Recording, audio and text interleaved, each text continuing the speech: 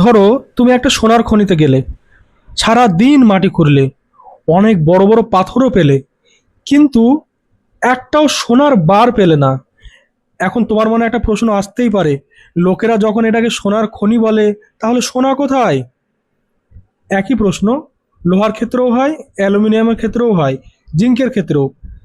যদি পৃথিবীতে এত ধাতু থাকে, তাহলে আমরা সরাসরি সেগুলোকে ব্যবহার করতে পারি না কেন? কারণ প্রকৃতি খুবই চালাক। সে ধাতুকে কখনো একা থাকতে দেয় না। সে ধাতুকে অন্য মৌলের সঙ্গে লুকিয়ে রাখে। কখনো অক্সাইড রূপে, যেমন ফেরিক অক্সাইড, কখনো কার্বনেট রূপে, যেমন জিঙ্ক কার্বনেট, কখনো সালফাইড রূপে, যেমন জিঙ্ক সালফাইড। এখানে লোহাকে লুকিয়ে রেখেছে অক্সাইড রূপে, জিঙ্ককে লুকিয়ে রেখেছে কার্বনেট রূপে, ক্লোরিন একটা কি হ্যালোজেন মৌল, তাই হ্যালাইড রূপে এখানে সোডিয়ামকে লুকিয়ে রেখেছে। তাহলে বিজ্ঞানীরা কি করেন? তারা ধাতুকে মুক্ত করেন। আর এই ধাতু মুক্ত করার বিজ্ঞানী হলো ধাতু নিষ্কাশন বা মেটাল এক্সট্রাকশন। আচ্ছা, এবার একটা খুব সহজ উদাহরণ দিই। তোমরা সবাই বাদাম খেয়েছো। কখনো বাদাম কিনলে তুমি কি শুধু সেই খোসাটাই খাও? না, প্রথমে খোসাটা ভাঙো, তারপর ভিতরে বাদামটা বার করো, তারপর সেটা খাও। ঠিক একই ঘটনা এখানেও। ধাতুটা হলো বাদাম, আর আকরিক হলো সেই খোসা। বিজ্ঞানীদের কাজ সেই খোসা ভেঙে ভিতরে ধাতুকে বার করা। আর এই খোসা ভাঙার বিজ্ঞানের নামই হলো ধাতু নিষ্কাশন। ক্লিয়ার? কিন্তু সব খোসা কি একইভাবে ভাঙা যায়? একদম না। কোথাও কার্বন লাগে, কোথাও অ্যালুমিনিয়াম লাগে, আবার কোথাও তড়িৎ ছাড়া কোনো উপায়ই নেই। কিন্তু বিজ্ঞানীরা বুঝলেন কিভাবে, কোথায় কোন পদ্ধতি ব্যবহার করতে হবে? এই রহস্যটাই তো আজকের ক্লাসে আমরা ধাপে ধাপে বুঝবো। তো চলো শুরু করা যাক। অনেকে এই ইকুয়েশনটা থেকে ভয় পায়, তো চলো আজকে এই ভয়টাই দূর করব। তাহলে র্যাঙ্কার্স, তোমরা জেনেছো যে ধাতুরা তাদের আকরিকের মধ্যে লুকিয়ে থাকে। এখানে দেখো, লোহা ফেরিক অক্সাইডের মধ্যে লুকিয়ে আছে। তাহলে একে যদি আমি ভাঙি, তাহলে কি পেলাম? Fe3+ এবং O2 2-। এবং জিঙ্ক কার্বনেটের জিঙ্ক কি আকারে আছে? ধাতব আয়ন রূপে এখানে লুকিয়ে আছে। ঠিক আছে? এবার দেখো, যদি আমরা এই ধাতব আয়নগুলোকে নিস্তড়িত ধাতব পরমাণুতে পরিণত করি, তাহলে এদেরকে ইলেকট্রন দিতে হবে।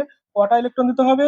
না, যে কটা ইলেকট্রন তারা ত্যাগ করে সন্ন্যাসী আকারে আছে, সেই কটা ইলেকট্রন দিলেই তারা নিস্তড়িত ধাতুতে আবার পরিণত হয়ে যাবে। তাহলে দেখো, লোহাকে যদি আমি নিস্তড়িত ধাতব পরমাণুতে পরিণত করি, তাহলে আমাকে 3টে ইলেকট্রন দিতে হবে।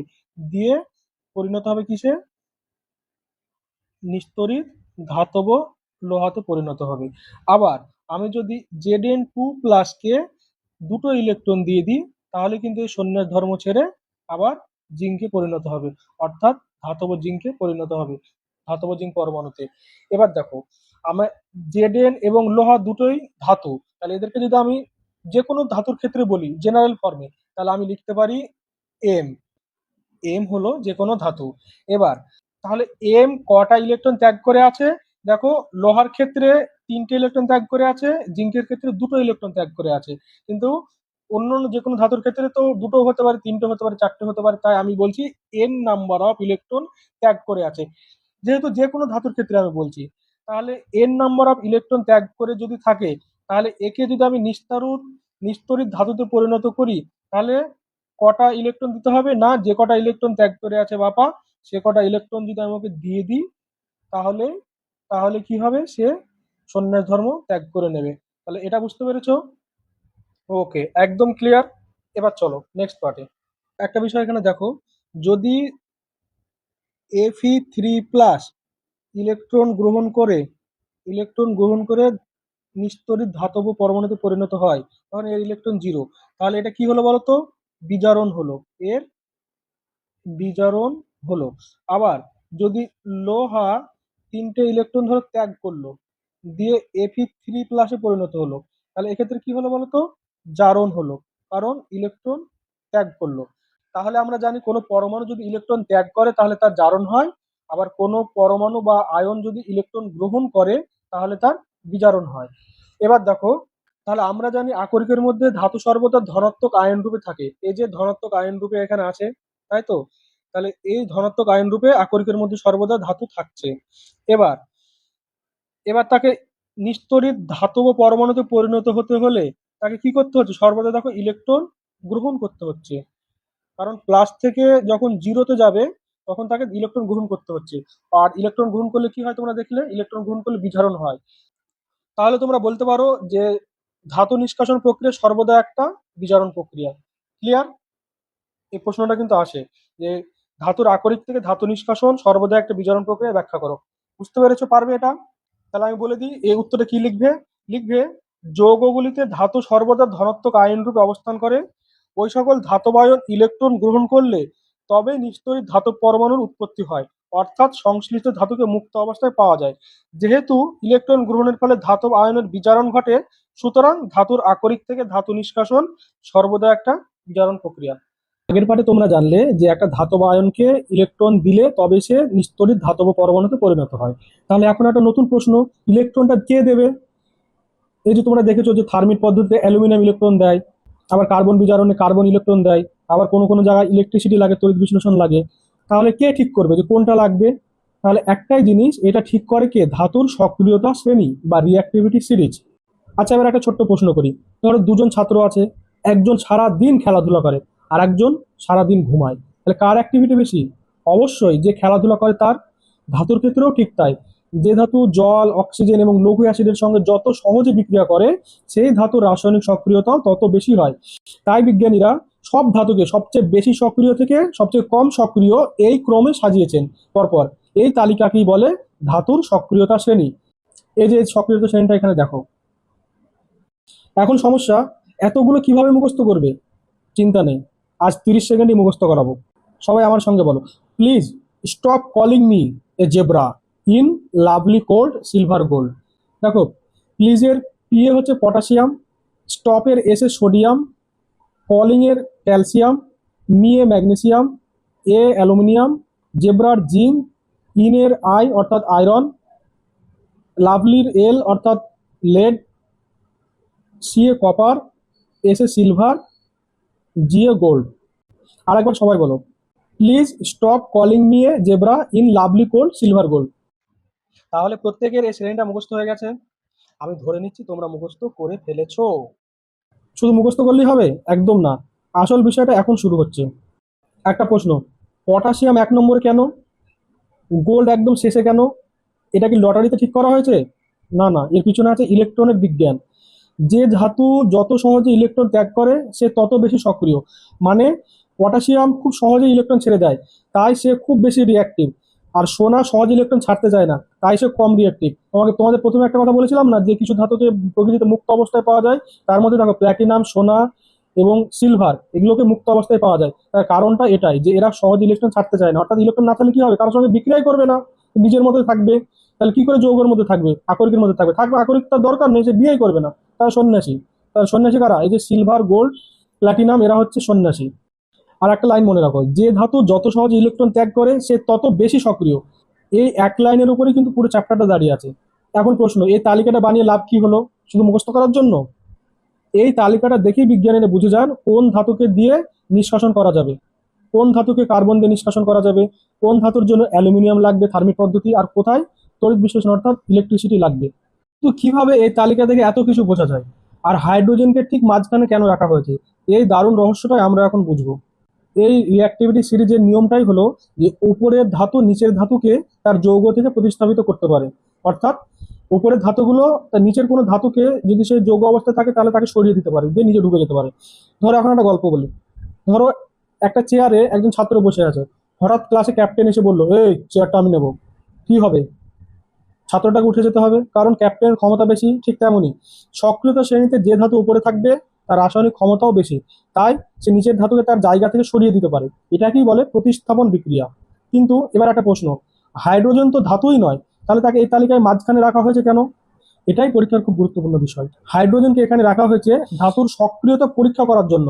যদি কোনো ধাতু হাইড্রোজেনের উপরে থাকে তাহলে সে লঘু অ্যাসিড থেকে হাইড্রোজেনকে বের করে দিতে পারে, আর যদি হাইড্রোজেনের নিচে থাকে তাহলে পারে না। বিশেষ হচ্ছে না, চলো একটা রিয়াকশন দেখি। জিঙ্ক প্লাস 2HCl বিক্রিয়া করে কি হলো? ZnCl2 zinc chloride plus hydrogen. এখন বলো তো এখানে হাইড্রোজেন গ্যাস বের হলো কেন? কারণ জিঙ্ক সক্রিয়তা শ্রেণীতে হাইড্রোজেন উপরে আছে, তাই সে HCl কে হাইড্রোজেন থেকে বের করে দিল।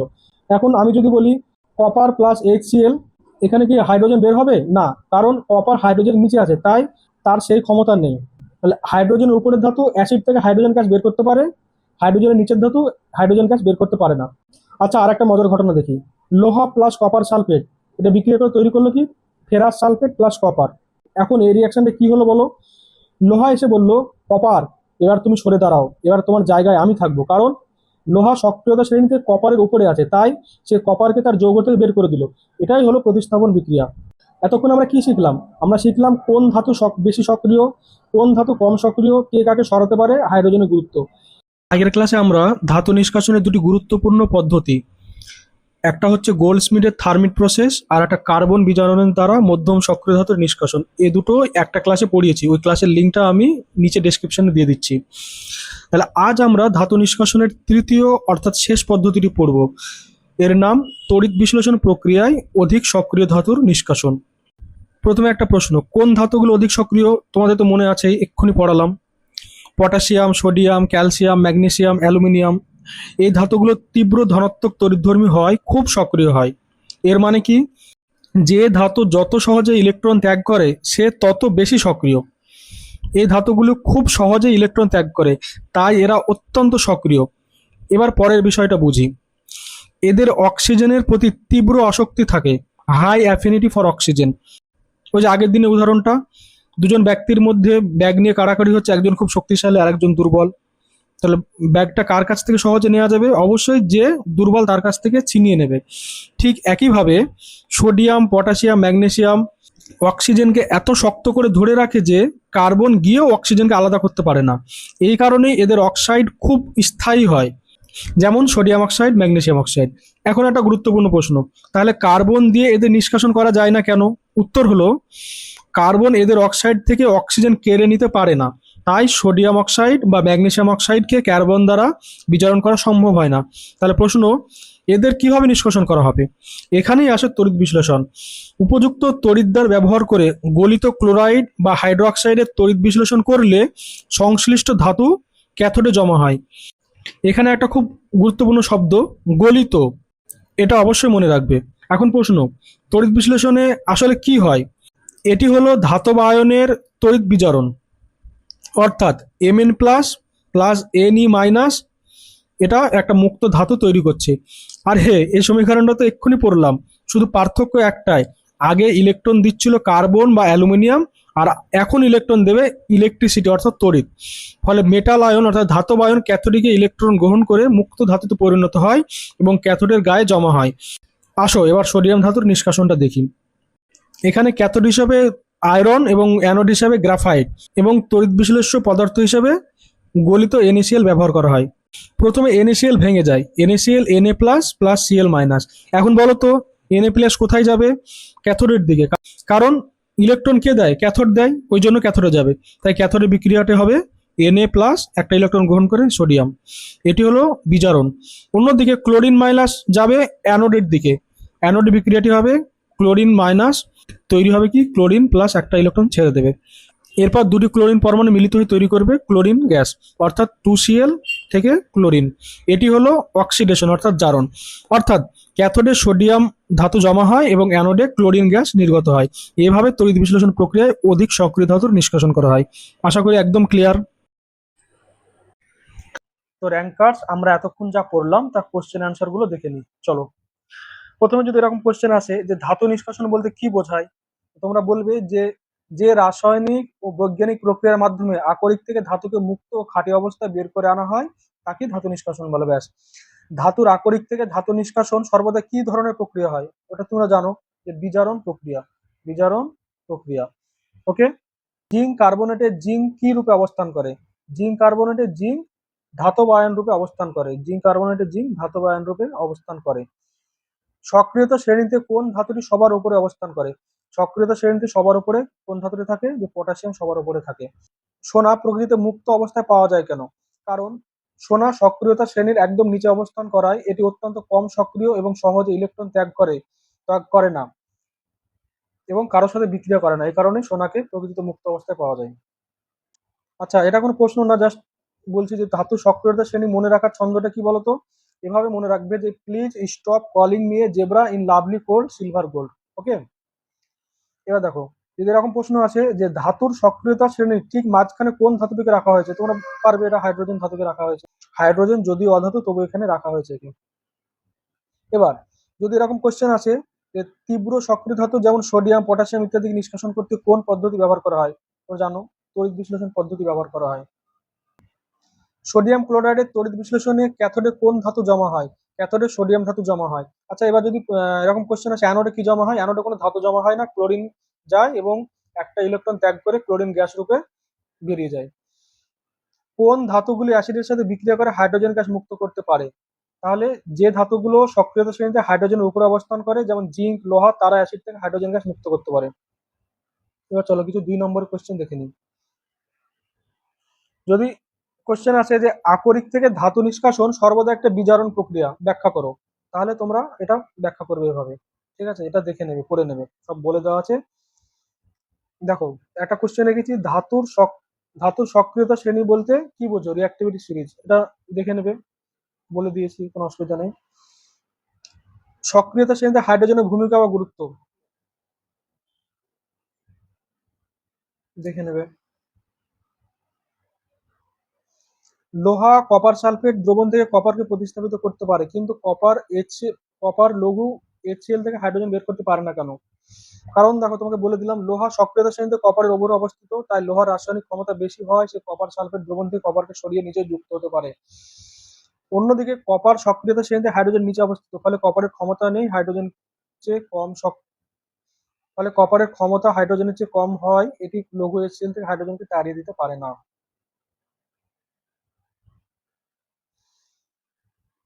তীব্র সক্রিয় ধাতুগুলিকে কার্বন বিজারণ পদ্ধতিতে নিষ্কাশন করা যায় না কেন? কারণ সোডিয়াম, পটাশিয়াম ও ম্যাগনেসিয়ামের মতো তীব্র সক্রিয় ধাতুগুলির অক্সিজেনের প্রতি অত্যন্ত তীব্র আসক্তি থাকে। কার্বন এই ধাতুগুলির অক্সাইড থেকে অক্সিজেন ছিনিয়ে নিতে বা কাটতে পারে না। এই কারণে এদের কার্বন বিজারণ দ্বারা নিষ্কাশন করা সম্ভব হয় না। এদের জন্য গঠিত ক্লোরাইডের তড়িৎ বিশ্লেষণ পদ্ধতি ব্যবহার করা হয়। তো র্যাঙ্কার্স, ভিডিওটি হেল্পফুল হলে লাইক করবে, নতুন হলে চ্যানেলটি সাবস্ক্রাইব করবে। খুব ভালোভাবে পরীক্ষা দাও। মাধ্যমিক র্যাঙ্কার্সের পক্ষ থেকে তোমাদেরকে অনেক অনেক শুভকামনা।